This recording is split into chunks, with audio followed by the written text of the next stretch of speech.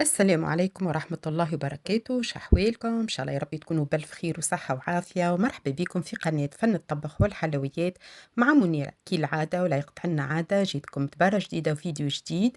اليوم إن شاء الله باش نعملوا مقلي بالسمك الاسبادون اللي وريته لكم في الفيديو الفارط كيفية تنظيفه. وقبل ما نتعداو الكيفية، ما تنساوش اللي مازال ما اشتركش باش يعمل ابوني ويتفاعل مع الجرس بالطبيعة، والمشارك ما ينساش باش تعمل لايك وتبارتاجي مع حبابك واصحابك. ونتعداو توا نشوفوا المكونات وكيفية التحضير، ونبداو على بركة الله. هذه البطاطا قصيناها فوحناها بالملح، كيف القرع الاحمر فوحناه بالملح. هذا الفلفل كيف عندنا قصيناه وعملناه بالملح. هذوما 3 حبات طماطم قصيتهم على 4 ما شاء الله كبار، هما نحيت لهم البذور نتاعهم الزريعه. وعندنا كذلك ليستادون باش نقصهم دي رونديل ونفوحوا بالملح والفلفل الاكحل، شويه فلفل احمر والكمون وشويه ثوم. هذه معناتها نخليه يبان برشا الفاح. وبالنسبه للصوص الطماطم باش نقليها، بالنسبه للمكونات باش نفوحها بالثوم، فلفل اكحل، فلفل احمر، ملح، شويه هذه هريسه فرشكه، يعني الفلفل الاحمر في الدار يتعمل، وكيف هذه زاد هريسه عربي تتعمل في البيت، شويه طماطم مصبره وكرويه.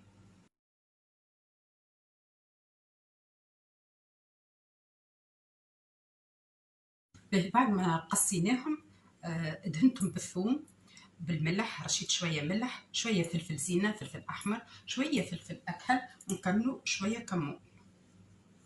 هو الحوت يقول القايل معناتها يجيب الملح وكمون، لا حتى كي تزيدوا فما حوت صدقني تزيدوا الفلفل الاحمر والفلفل الاكحل، يعطي نكهه بنينه برشا. ويلزم تفوحوا قبل بوقت باش يشرب الفاح ويتبنى، كي تقليه يجي بنين برشا. بون، طبعا هكا نحكوهم احنا معناتها في بعضهم ونخليوهم يرتاحوا يتشربوا الفاحات.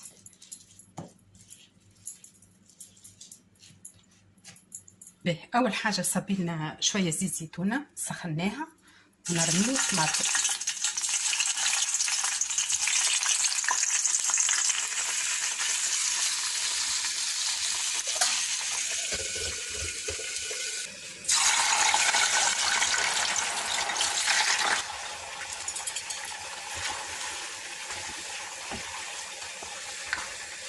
بالنسبه للفاحات هذوما باش نحطوهم في شويه الماء هذي باش نصبوه على الصوص.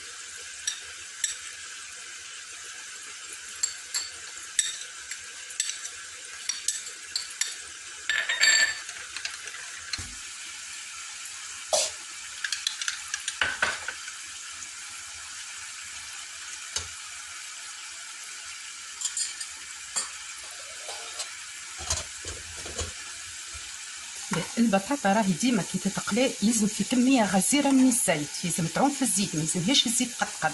وباش نعرفوها اللي هي طابت تولي توف فوق الزيت. اغسلوها كيفاش هذيك معناتها راهي طابت، هاك تولي تعوم فوق الزيت من كل واحده.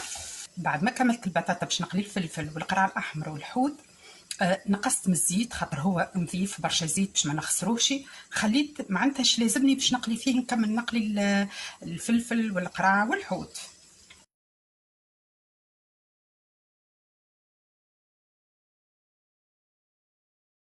باهي تو باش نقليو القرع، نشوفوا الصوص نتاعنا طابت صايي، الطماطم طاب بالكدا نطفيو عليه ونكملوا نقليو باقي المكونات.